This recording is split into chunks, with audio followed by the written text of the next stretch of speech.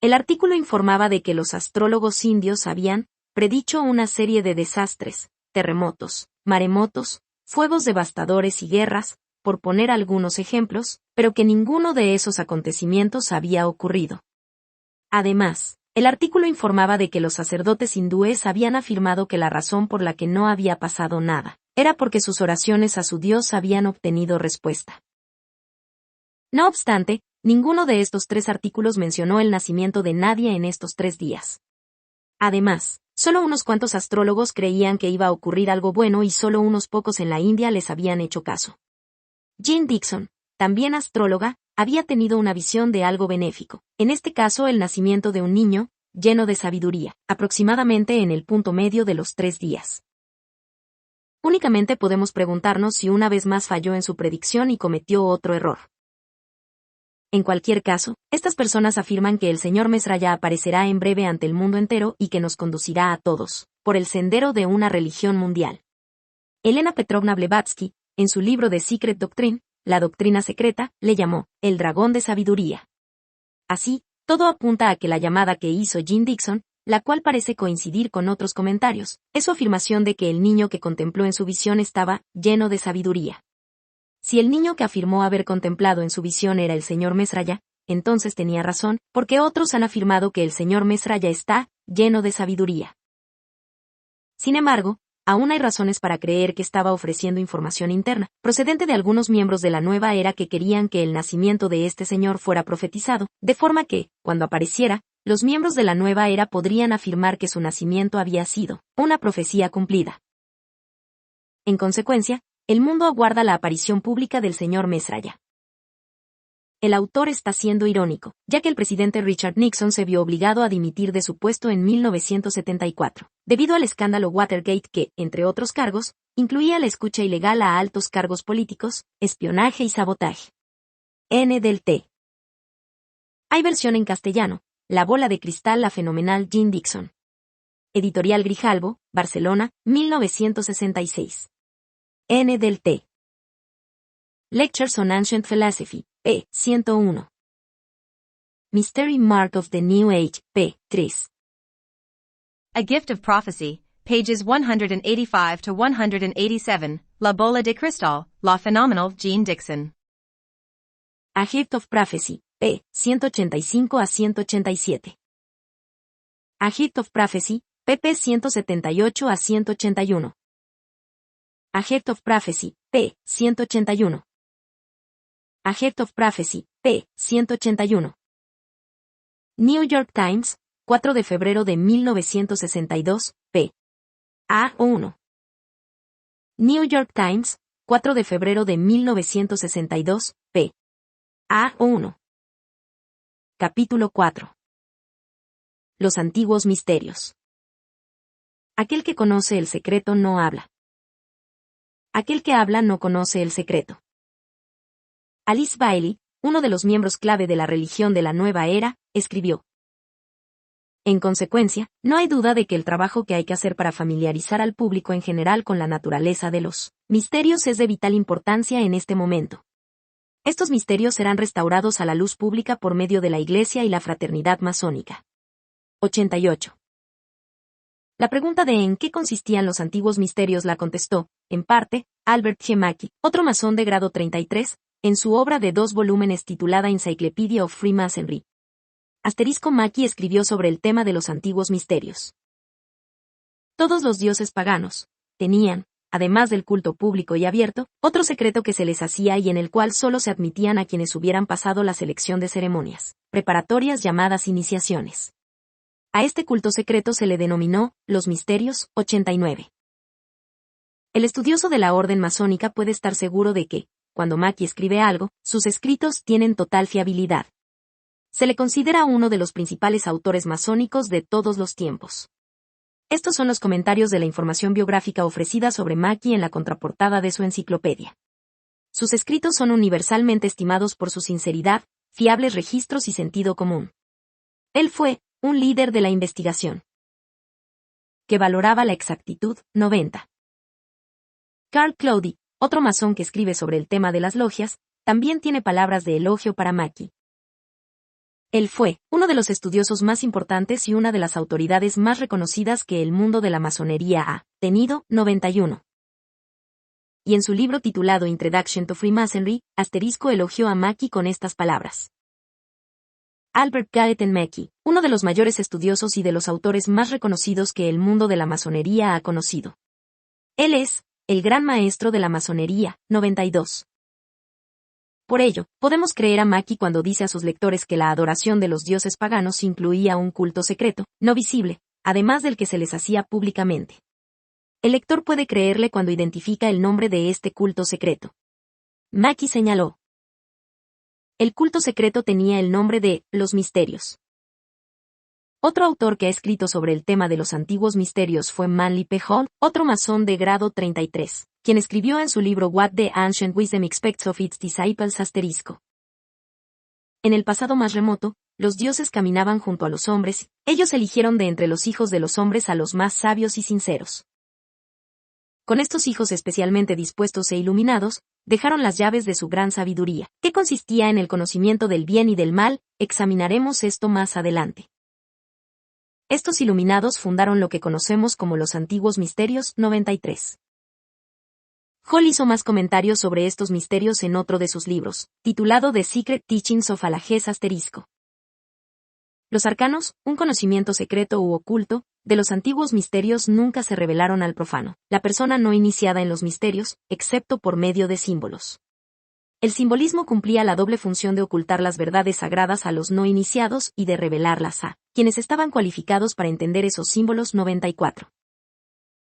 Hall dedicó este último libro a la propuesta de que, oculta en las figuras, las alegorías y los rituales más emblemáticos de los antiguos, hay una doctrina secreta relacionada con los misterios internos de la vida, doctrina que se ha conservado in toto, por completo, gracias a un pequeño grupo de mentes iniciadas, desde el inicio del mundo.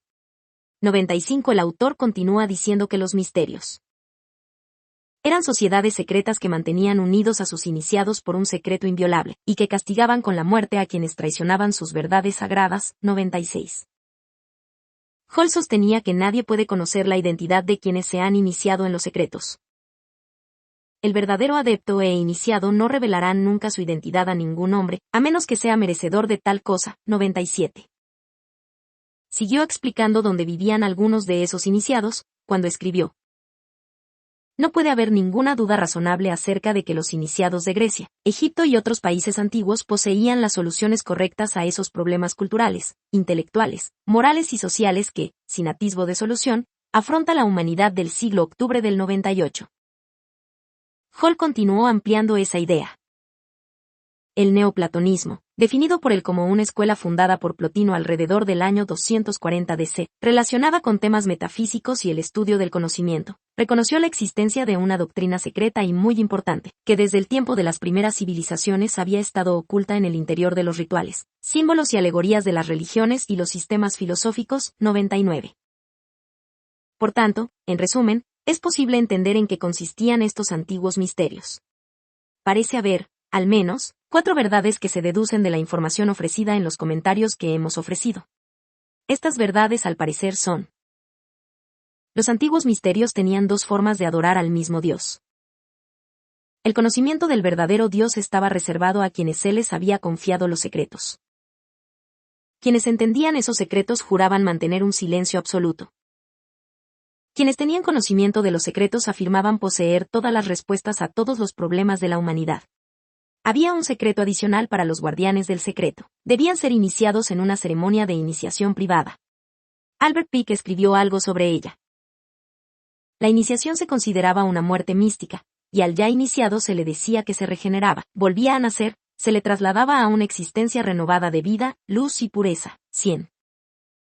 En realidad, esta experiencia de nuevo nacimiento es similar a la experiencia por la que pasan los cristianos al nacer de nuevo. Los cristianos consideran que sus experiencias son un segundo nacimiento, igual que los masones. De hecho, Albert Pike llama experiencia de nuevo nacimiento a una ceremonia similar. Por este motivo escribió: en los misterios de la India, en el 3er grado, al iniciado se le dice que nace de nuevo. 101. La ceremonia de los antiguos misterios la ha descrito el escritor masónico Manly P. Hall. En el antiguo sistema de iniciación, el buscador de la verdad experimenta un segundo nacimiento, y a quienes alcanzaban este estado elevado se les conocía desde ese momento como los nacidos dos veces. Este nuevo nacimiento debe ganarse personalmente mediante una completa regeneración del carácter y la conducta. 102. Esta ceremonia del nuevo nacimiento incluye una muerte simbólica, según el masón Kenneth Mackenzie, quien escribió: en los antiguos misterios, el aspirante no podía participar en los secretos más elevados hasta que no se hubiese colocado en el ataúd.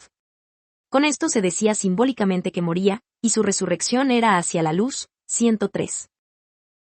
Los masones actuales participan en una ceremonia prácticamente similar a la descrita por estos escritores masónicos. En el tercer grado, llamado el grado del maestro masón, en la logia azul, varios masones de entre los presentes derriban al candidato. A continuación le envuelven en una manta y le llevan al extremo oeste del templo. Allí, después de más ritos, se le pone en pie mediante un agarre secreto llamado el agarre del maestro, o la garra del león. 104. Quienes aprendían los misterios también aprendían que tenían un proyecto secreto, que describió Albert Pike en su libro Moral y Dogma. Asume nuestro objetivo, el fin, el resultado de las grandes especulaciones de la antigüedad, la aniquilación definitiva del mal y la restauración del hombre a su condición primigenia, mediante un Redentor, un Mesías, un Cristo, la palabra hecha hombre, la razón o el poder de la deidad. 105. Hall mantenía que quienes se habían iniciado en los misterios eran el poder secreto que había tras los gobiernos del pasado. Escribió esto sobre estos iniciados de la antigüedad, en su libro Lo que la sabiduría antigua espera de sus discípulos. Ellos son los poderes invisibles que se encuentran detrás de los tronos terrenales, y los hombres no son sino marionetas que bailan mientras los invisibles mueven los hilos. Vemos al bailarín, pero la mente maestra que hace el trabajo permanece oculta por el manto del silencio. 106. Otros escritores han confirmado los pensamientos de Hall. Un estudioso que se dedica a los masones, llamado George Steinmetz, también reconoció que estos misterios existen, y que algunos de los miembros de las logias masónicas son los custodios de los secretos. Steinmetz ha escrito esto en Freemasonry, Its Hidden Meaning ***. La antigua doctrina secreta, que está oculta en la alegoría y el simbolismo de los masones. Su objetivo era guardar estas verdades para que en futuras generaciones se perpetuase la masonería. 107. También Manly P. Hall relacionó oficialmente los antiguos misterios con la orden masónica. Gran parte del ritual de la francmasonería se basa en las pruebas a las que se somete a los candidatos por parte de los antiguos hierofantes, los sumos sacerdotes de los misterios, antes de que se les entregaran las claves de la sabiduría. 108. Los antiguos misterios tuvieron un comienzo, según Mackie, quien escribió sobre el tema de cuando empezaron. El primero de los cuales son los de Isis y Osiris, en Egipto. El más importante de estos misterios fue el de Osiris, en Egipto. 109. Otro escritor, Edmond Rannan, masón, confirmó que los masones se dedicaban a adorar a Osiris, y señaló en su libro titulado The Master's Carpet ***. Las ceremonias, los símbolos y la famosa leyenda de Hiram en el grado de maestro masón, propios de la masonería, se tomaron prestados directamente de los antiguos misterios, de la secreta adoración de Baal, Osiris o Tammuz. 110. Albert Pike explicó con todo detalle a dónde llegaron los misterios, después de sus inicios en Egipto. En Moral y Dogma escribió: desde Egipto, los misterios llegaron a Fenicia y se celebraron en Tiro. Osiris cambió de nombre y se transformó en Adonis o Dionisos, que aún era el representante del sol. En Grecia y Sicilia, Osiris tomó el nombre de Bacó. 111. Por tanto, los antiguos misterios contienen un importante misterio que se mantiene oculto a la persona media. Los místicos afirman que este misterio ha permanecido oculto al mundo durante siglos. Aunque habían difundido el misterio por otros continentes, quienes creían en esta religión aún no la habían llevado a América. Eso estaba todavía por llegar. Hay versión en castellano, Enciclopedia de la Francmasonería. Grijalbo, México, 1981. N. del T. Introducción a la francmasonería. No hay versión en castellano. N. del T. Hay versión en castellano, Lo que la sabiduría antigua espera de sus discípulos. Editorial Kier, 1976. N. del T. Hay versión en castellano, Las enseñanzas secretas de todos los tiempos. Ediciones Martínez Roca, Barcelona, 2011. N. del T. La francmasonería, su sentido oculto. No hay versión en castellano. N del T. Asterisco, la alfombra del maestro. No hay versión en castellano. N del T. The Externalization of the Hierarchy, p. 514, la exteriorización de la jerarquía. An Encyclopedia of Freemasonry, p. 497. An Encyclopedia of Freemasonry, primera página, frente al retrato de Albert Mackey, Enciclopedia de la Francmasonería. Introduction to Freemasonry, p. 44. Introduction to Freemasonry, p. 44. What the Ancient Wisdom Expects of Its Disciples, page 23, Lo que la sabiduría antigua espera de sus discípulos. The Secret Teachings of Alajes, p. 6, las enseñanzas secretas de todos los tiempos. The Secret Teachings of Alajes, p. 20. The Secret Teachings of Alajes, p. 20. What the Ancient Wisdom Expects of Its Disciples, p. 56. The Secret Teachings of Alajes, p. XP. The Secret Teachings of Alajes, p. 17. Morals and Dogma, p. 373, Moral y Dogma. Morals and Dogma, p. 428. What the Ancient Wisdom Expects of Its Disciples, p. 1. The Royal Masonic Cyclopedia, p. 124. Freemasonry Exposed, pp. 80-85. Morals and Dogma, p. 274. What the Ancient Wisdom Expects of Its Disciples, page 58, Lo que la sabiduría antigua espera de sus discípulos. George Steinmetz, Freemasonry, Its Hidden Meaning, p. 123. The Secret Teachings of Alajes, p. 21, las enseñanzas secretas de todos los tiempos. Encyclopedia of Freemasonry, p. 497, Enciclopedia de la Francmasonería. The Master's Carpet, p. 7. Morals and Dogma, p. 363, Moral y Dogma. Capítulo 5. Sociedades secretas. Una mano invisible guía al populacho. Lafayette. Arthur Edward Watt, un prolífico autor sobre sociedades secretas, ha escrito: por debajo de la extensa corriente de la historia humana fluyen las sigilosas corrientes subterráneas de las sociedades secretas, que frecuentemente deciden en las profundidades los cambios que tienen lugar en la superficie. 112. Otra persona que escribió sobre el poder que hay justo debajo de la superficie fue el presidente Woodrow Wilson, quien hizo esta sorprendente declaración: hay un poder tan organizado, tan sutil, tan completo, tan generalizado, que es mejor hablar en voz baja cuando se dice algo para condenarlo. 113. Por tanto, estos escritores han advertido a Estados Unidos de que las sociedades secretas se encargaron de los acontecimientos más importantes del pasado. Y el presidente Wilson advirtió a quienes estaban dispuestos a condenar a estas organizaciones que era mejor ser precavido. Albert Pike también puso en relación las sociedades secretas con una creencia secreta, en su libro Moral y Dogma. El autor señaló que todas las órdenes y asociaciones secretas tenían dos doctrinas, una oculta y reservada a los maestros, la otra pública. 114. Una de esas sociedades secretas con dos doctrinas fue la de los Illuminati, y el profesor Weishaupt, su fundador, alardeaba del hermetismo de su organización. Se dio cuenta de que este secreto les permitiría decidir el destino de las naciones, dado que sus deliberaciones eran secretas, nadie de fuera podría interferir. Weishaupt escribió: la gran fuerza de nuestra orden reside en su ocultación, no debemos dejar nunca que aparezca por su propio nombre, sino que siempre debe estar oculta por otro nombre y otra ocupación. 115. Weishaupt escribió posteriormente sobre ese secretismo en una carta dirigida a un compañero de los Illuminati. Ninguna cosa puede lograr esto, el nuevo orden mundial, excepto las sociedades secretas. Las escuelas de sabiduría secretas son los medios que algún día librarán a los hombres de sus ataduras, las ataduras de la religión, como explicaremos más adelante. Príncipes y naciones desaparecerán de la tierra. 116. En consecuencia, las sociedades secretas se crearon para instaurar en el mundo la nueva sociedad, conocida como el nuevo orden mundial. Los miembros de estas organizaciones, evidentemente, creen que sus objetivos son tan nobles que pueden realizar cualquier tipo de tarea que les resulte necesario para llevar a cabo esa meta. Esto significa que el asesinato, el saqueo y la mentira se convierten en aceptables, siempre que estos métodos ayuden a sus miembros a lograr su objetivo. Pero los masones quieren que el mundo sepa que ellos no constituyen una de las sociedades implicadas en cambiar las civilizaciones del mundo. Ellos se apresuran a defenderse. Albert G. Mackey intentó enfriar los ánimos de quienes les habían acusado de realizar alguna de estas actividades.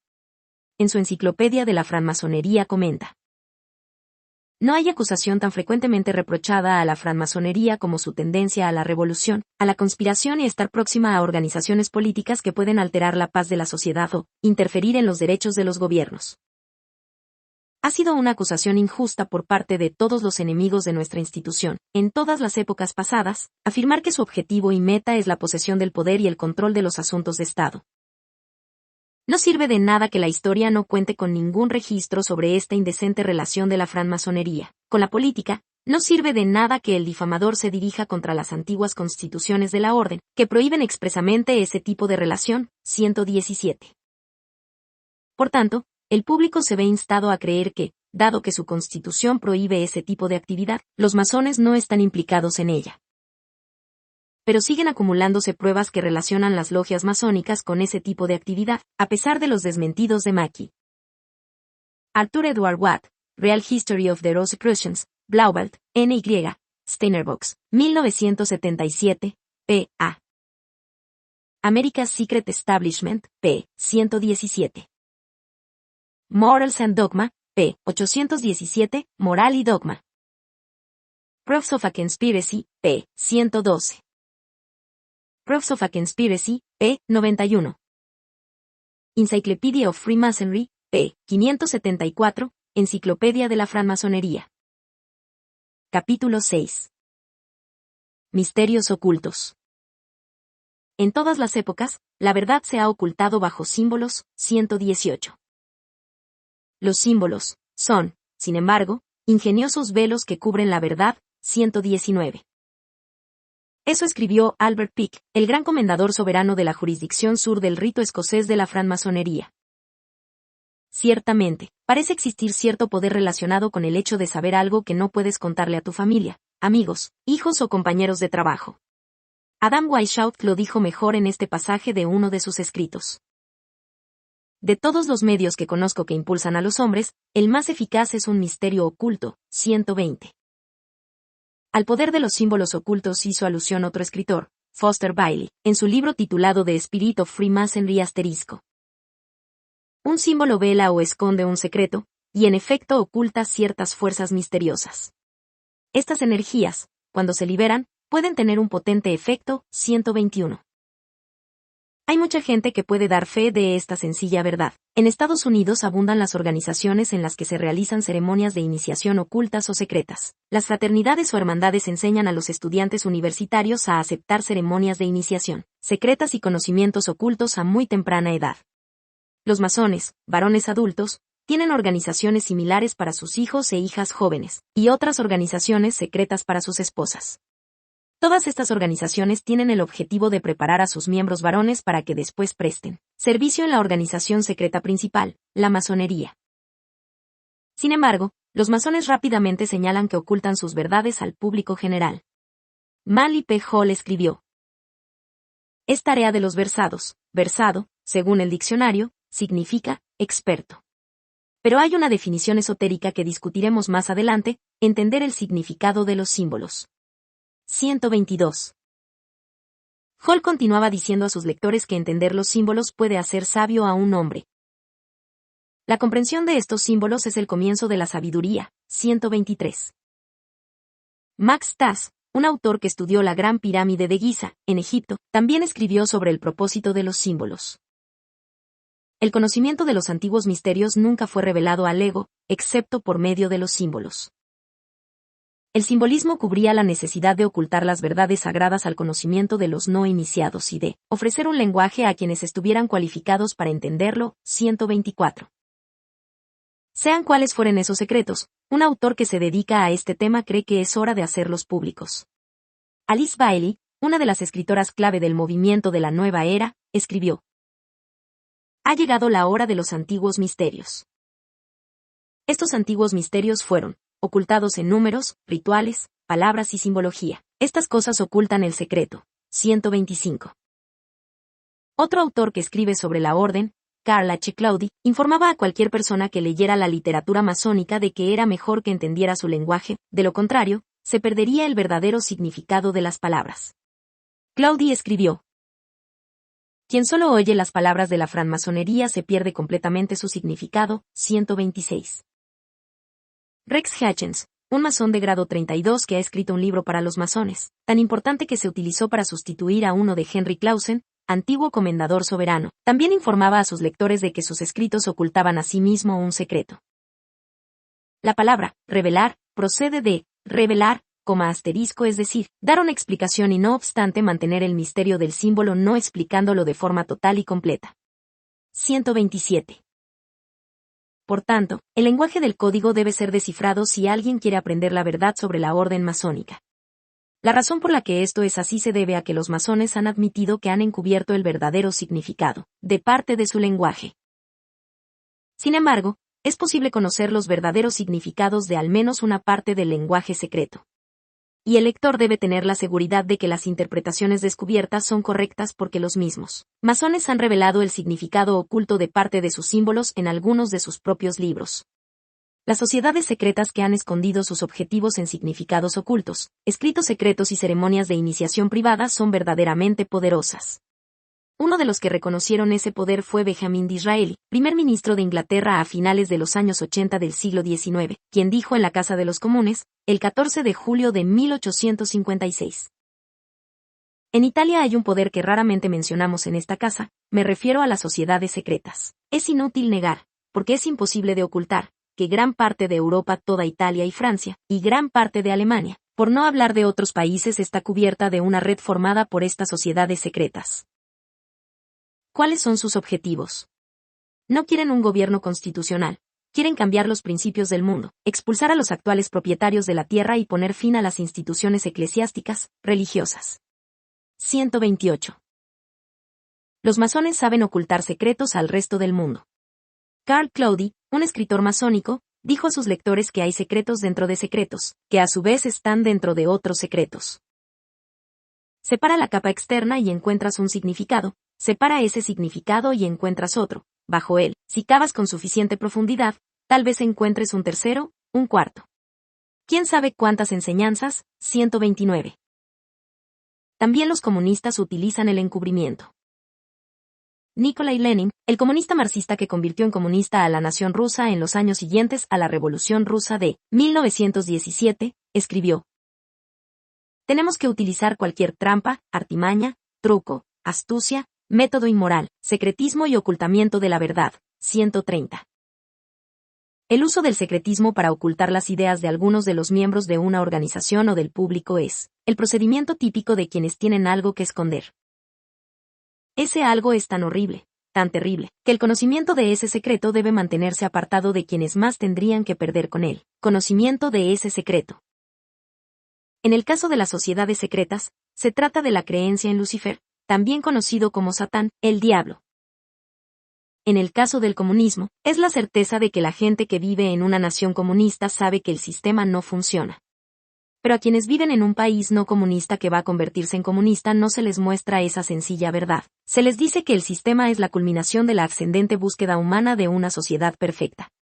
Y deben ser engañados para que crean que no hay problema con el cambio de su actual forma de gobierno a un sistema comunista. Sin embargo, la historia ha registrado la brutalidad de los comunistas y el hecho de que millones de personas tuvieran que morir cuando impusieron su forma de gobierno. Las pruebas para apoyar esa afirmación las explicaremos en un capítulo posterior de este libro. Ciertamente, el secretismo no forma parte de la religión cristiana. Es posible saber que nada de lo que Jesús dijo se ha ocultado a los cristianos.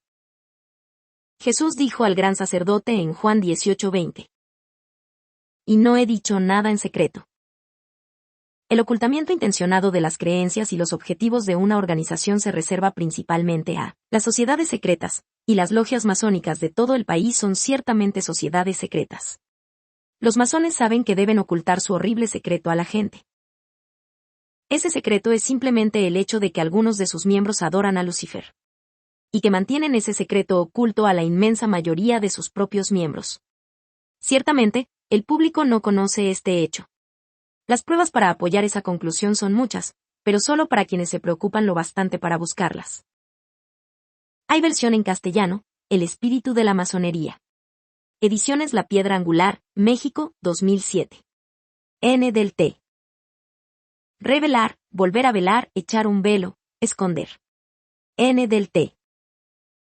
Morals and Dogma, p. 246, Moral y Dogma. Morals and Dogma, p. 331. Proofs of a Conspiracy, p. 129. Mystery Mark of the New Age, p. 119. Morals and Dogma, p. 849. Lectures on Ancient Philosophy, p. 21. Max Tass, Pyramid Prophecies, Nueva York, Warner Press, 1979, p. 239. Alice Bailey, The Reappearance of the Christ, pages 121 to 123, Citato and Mystery Mark of the New Age, page 241. Introduction to Freemasonry, p. 9. A Bridge to Light, p. 100. Secret Societies and Subversive Movements, p. 4. Introduction to Freemasonry, p. 172. Marx and Satan, p. 59. Capítulo 7. Serpientes, estrellas y soles. El estudiante de historia tiene que descubrir los significados ocultos que hay tras los símbolos de la literatura masónica y en las ceremonias de iniciación secretas, con el objetivo de conocer la orden masónica. Uno de los primeros símbolos que debemos examinar es el de la serpiente, también llamada víbora o dragón. Manly P. Hall escribió que el uso de este símbolo es tan antiguo como los primeros hombres.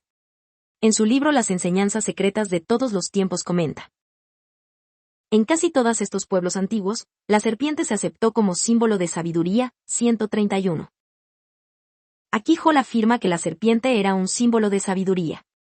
Recordemos que el señor Mesraya, el futuro líder de la nueva era, también afirmaba poseer sabiduría. Hall continúa señalando: el culto a la serpiente, en diversas modalidades, se ha extendido por casi todas las partes de la Tierra.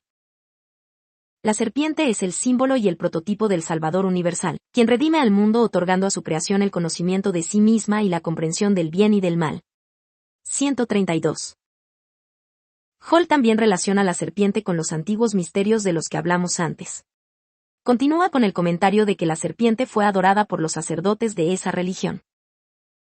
Los sacerdotes de los misterios se simbolizaban en forma de una serpiente, a veces llamada hidra. 133. Asimismo señaló que los antiguos misterios se han extendido a otras culturas y que han llegado hasta la época actual.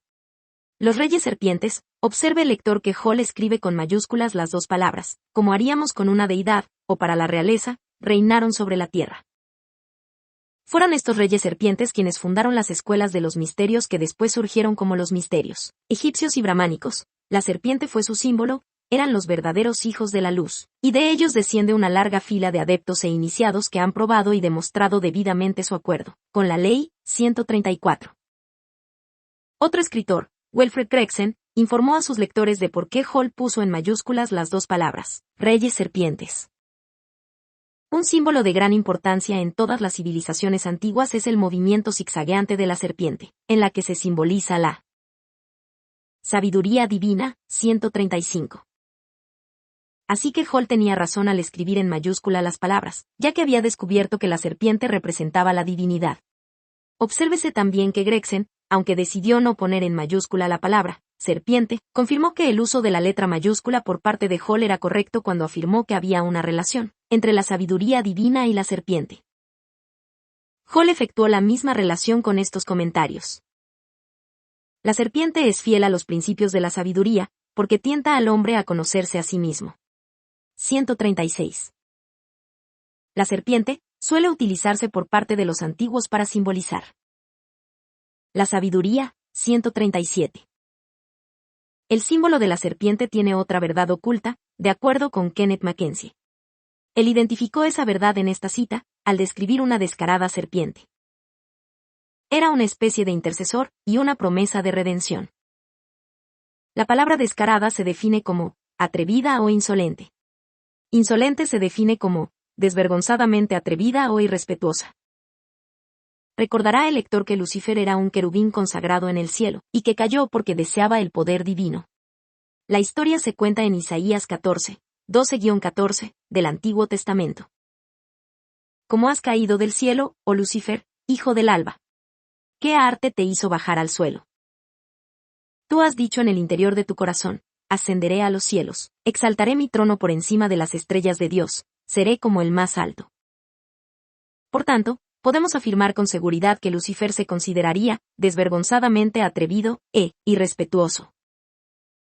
Parece que la descarada serpiente puede referirse a Lucifer.